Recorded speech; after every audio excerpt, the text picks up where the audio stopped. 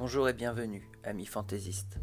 Nombre de récits de terres englouties reposent sur des faits réels, magnifiés par la légende au fil du temps, et il est facile d'imaginer que si le réchauffement climatique devait se poursuivre, certains pays iraient à leur tour peupler la mythologie du futur. Aujourd'hui, nous allons nous intéresser au fabuleux pays de Lyonesse, situé au large de Land's End, à l'extrémité ouest de la Cornouaille. Un pays disparu qui fut associé à l'Atlantide, au cycle arthurien et à la légende de Tristan et Iseux. En effet, il aurait été gouverné par le père de Tristan, qui transmit par la suite sa couronne à son fils. Le pays était peuplé par les Silures, qui avaient la réputation d'être aussi travailleurs que dévots, à tel point que la légende prétend que Lyonesse comptait à lui seul 140 églises, pour seulement une poignée de villes. Baptisée Cité des Lions, la capitale aurait été construite autour d'une colline, à présent engloutie par la mer et émergeant sous la forme d'un dangereux récif appelé Seven Stone Reef, ou Letozo, en Cornique. Nombre d'Anglais croient encore aujourd'hui à l'existence de ce royaume, et la tradition orale n'a pas faibli.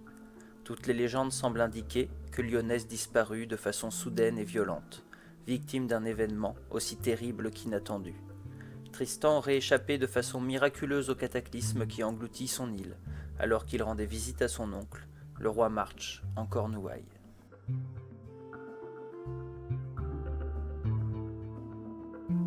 On raconte qu'un ancêtre de la famille Trévelian, d'origine cornique, échappa à l'engloutissement de Lyonesse, en franchissant à cheval la terrible muraille d'eau qui submergeait tout sur son passage, avant de trouver refuge dans une grotte de Peranutno, sur la côte méridionale de la Cornouaille.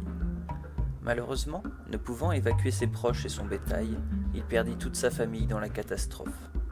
Une seconde histoire raconte que le petit oratoire nommé Chapel Inn, en s'élevant autrefois dans l'anse de Senan, fut érigé par un certain lord de Goonhilly pour rendre grâce à Dieu d'avoir échappé à la destruction de Lyonesse, où il possédait des terres.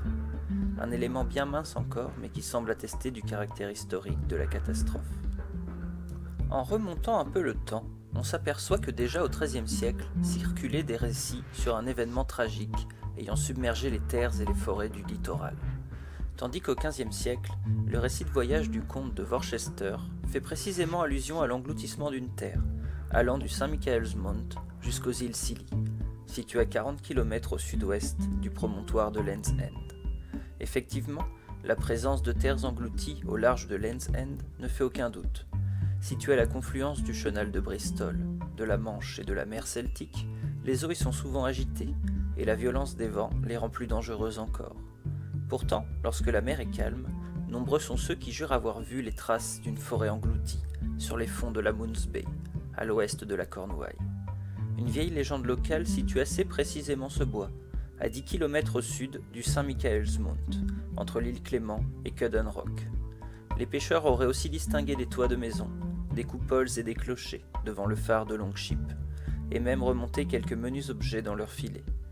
Par les nuits de tempête, et ce depuis à minima le XVIe siècle, on entend régulièrement dire que la cloche d'une église sonne sous l'eau.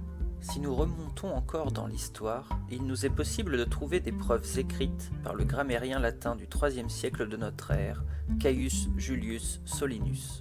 Dans son ouvrage « Collection des choses mémorables », il affirme que l'île de Silure est séparée par un bras de mer orageux de la côte des Dumnoniens, peuple breton. Bien entendu, cette île a disparu aujourd'hui. Plus tard, en 1769, William Borlase, naturaliste et antiquaire anglais, rappela que le nom local du Saint-Michael's Mount était Carreg Close in Cause, littéralement le vieux rocher des bois. Pourtant, du fait des tassements de terrain, le mont et son ancien monastère se trouvent aujourd'hui à 800 mètres de la côte à marée haute. Enfin, dans les sables qui séparent l'îlot de la ville de Penzance, Borlase observa à l'occasion d'une grande marée de tempête des vestiges de troncs d'arbres, toujours dans leur position d'origine.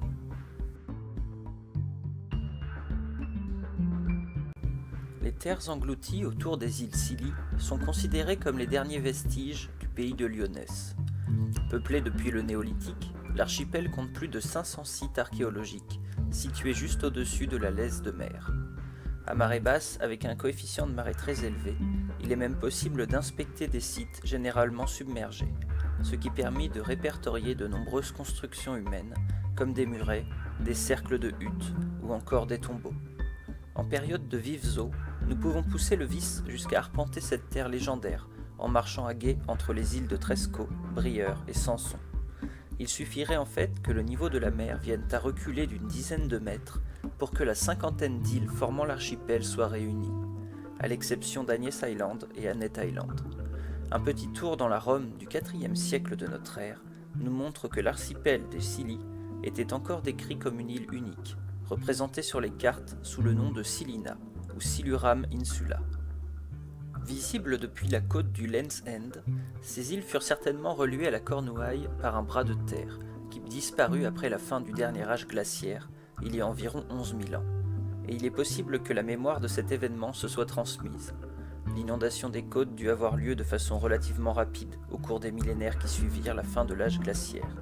Ce fut sans doute un événement traumatisant, entraînant la disparition de paysages familiers et l'engloutissement de villages entiers, surtout lors des grandes marées de tempête qui accéléraient la progression de la mer à l'intérieur des terres. Pourtant, de nombreux engloutissements semblent liés à une catastrophe soudaine, de grande ampleur, ou à une série de cataclysmes, et la légende de Lyonesse ne fait pas exception à la règle. Toute la question est de savoir quand eut lieu cet événement tragique. La littérature nous fournit ici quelques pistes. Les annales de la chronique anglo-saxonne font par exemple mention d'une marée, exceptionnellement haute en 1099. Le moine Florent de Worcester écrit à ce sujet. Le 3e jour des nonnes de novembre, la mer s'avança sur le rivage et engloutit un grand nombre de villes et d'habitants, sans compter une immense quantité de bœufs et de moutons. Cette description évoque les ravages d'un tsunami ou d'une forte tempête. Le mythe de Lyonesse serait-il lié à ce raz-de-marée dévastateur de l'an 1099 ? La question demeure. Certains préfèrent situer l'engloutissement de Lyonesse au VIe siècle. Malgré les textes rapportant que les eaux de la vallée de Crau, dans l'archipel des Scilly, ne sont devenues navigables qu'à partir de l'époque des Tudors, il est cependant possible qu'un séisme local ait entraîné une ou plusieurs périodes d'affaissement rapide du terrain. La légende de Lyonesse présente aussi quelques variantes, notamment de notre côté de la Manche, dans la Cornouaille de la Bretagne armoricaine, où la légende évoque la disparition de la cité d'Is. Située dans la baie de Douarnenez, Is était la ville la plus riche et la plus fabuleuse du monde. Comme le niveau de la mer s'était progressivement mis à monter, le roi Gradelon avait protégé la cité par un ensemble de digues et d'écluses, dont lui seul détenait les clés. Le diable en personne persuada alors la fille de Gradelon, la princesse Dahu, de les dérober et de les lui remettre. Sitôt fait, il ouvrit une brèche dans la digue qui inonda la cité. Tous les habitants périrent noyés, à l'exception du roi, qui réussit à prendre la fuite à cheval, mais ne put sauver sa fille. Dans la tradition médiévale, la légende veut que les âmes des enfants morts eussent été englouties par l'océan, tandis que le roi Gradelon, après avoir été sauvé par saint Corentin et s'être converti au christianisme, fonda la ville de Quimper, où l'on peut aujourd'hui encore admirer, entre les flèches de la cathédrale gothique Saint-Corentin, une statue équestre du roi, tournée vers sa ville engloutie. La légende bretonne ajoute que les cloches d'Is continuent de sonner pour avertir les marins de l'imminence d'une tempête. Que ce soit d'un côté ou de l'autre de la Manche, on peut penser que l'inondation progressive du littoral fut interrompue par un cataclysme brutal. Il est aussi important de noter que la Cornouaille armoricaine et la Cornouaille britannique ont beaucoup en commun, notamment leur patrimoine celtique et le nom de leurs saints. Pourtant, leur lien est bien antérieur à l'arrivée des Celtes, puisqu'il remonte au néolithique, à travers ces alignements de mégalithes orientés vers la mer près de Carnac, ses dolmens et ses autres monuments préhistoriques, que l'on retrouve des deux côtés de la Cornouaille. Longtemps avant l'occupation celtique, puis romaine et enfin anglo-saxonne, ces deux régions semblent donc avoir partagé un patrimoine et des traditions qui permettent d'imaginer qu'elles furent un jour reliées par un bras de terre, ne fut-il que partiel. Voilà, chers amis, nos recherches s'arrêtent ici pour le moment. Je vous souhaite un bon été, en espérant avoir accompli en partie ma mission de ramener un peu de magie dans notre monde. La légende de Lyonesse me paraît être l'une des plus pertinentes dans ce domaine, et je vous encourage à entreprendre ce voyage par vous-même, à la recherche de la Cité des Lions ou à l'écoute des cloches d'Is. Je vous quitte à présent. N'hésitez pas à vous abonner ou à nous retrouver sur les réseaux sociaux, ou encore directement sur le site de Zarlia. Et n'oubliez pas, L'imagination se limite à nos connaissances. Notre connaissance est infinie.